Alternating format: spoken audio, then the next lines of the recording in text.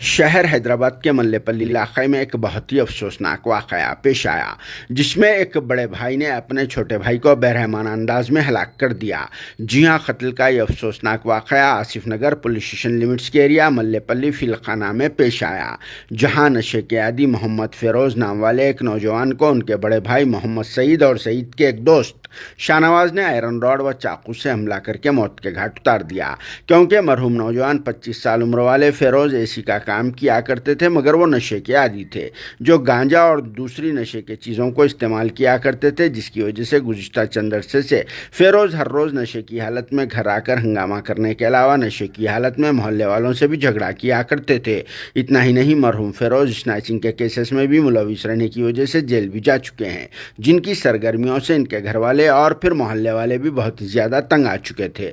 मरहूम फेरोज़ 27 अप्रैल हफ्ते की सुबह भी हस्ब रिवायत नशे की हालत में अपने घर में झगड़ा कर रहे थे। इसी दौरान फेरोज़ का उनके बड़े भाई सईद से झगड़ा हो गया और फिर इस बीच फेरोज़ नशे की हालत में अपने बड़े भाई सईद को हमला करने की कोशिश भी कर रहे थे। इसी दौरान सईद और उनके एक दोस्त शाहनवाज ने सेल्फ डिफेंस में फेरोज़ पर हमला कर दिया, जिसके नतीजे में फेरोज़ की स्पॉट पर ही मौत वाक़ई हो गई। इस वाक़े के बाद हमलावर सईद और फिर उनके दोस्त शाहनवाज ने खुद को आसिफ नगर पुलिस स्टेशन में सरेंडर कर दिया, जहां इन दोनों ने पुलिस वालों के सामने फेरोज़ के कत्ल को कन्फेस कर लिया और फिर वाक़े की सारी तफसील भी सुना डाली। जिसके बाद आसिफ नगर पुलिस स्टेशन की टीम ने स्पॉट पहुंचकर यहां का तफसीली मुआयना किया और इस सिलसिले में कत्ल के तहत एक केस बुक करके मरहूम फेरोज़ की लाश को पोस्टमार्टम के लिए उस्मानिया अस्पताल के मुर्दाखाना मुंतकिल कर दिया। यहाँ इस बात का तज़किरा ज़रूरी है कि मौजूदा दौर में नशे की वजह से क्राइम की वारदातों में इजाफा ही होता जा रहा है। हालांकि पुलिस का दावा यह है कि वो गांजा और नशे की दूसरी चीज़ों के खिलाफ मुहिम चला रही है,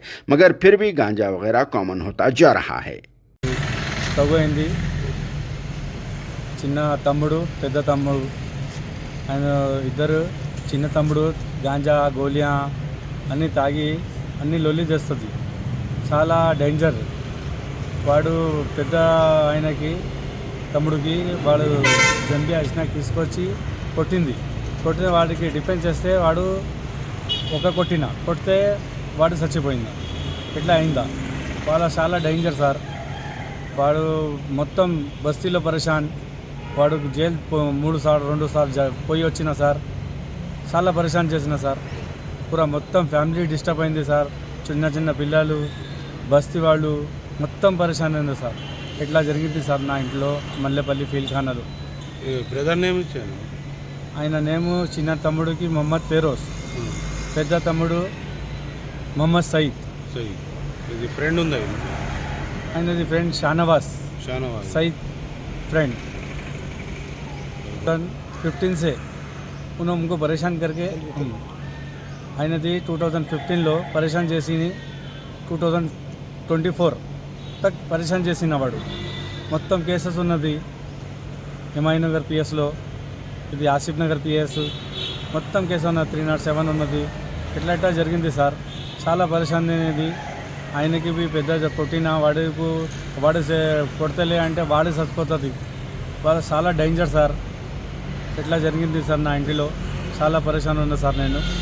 ఇట్లా చేసింది నా చిన్న తమ్ముడు.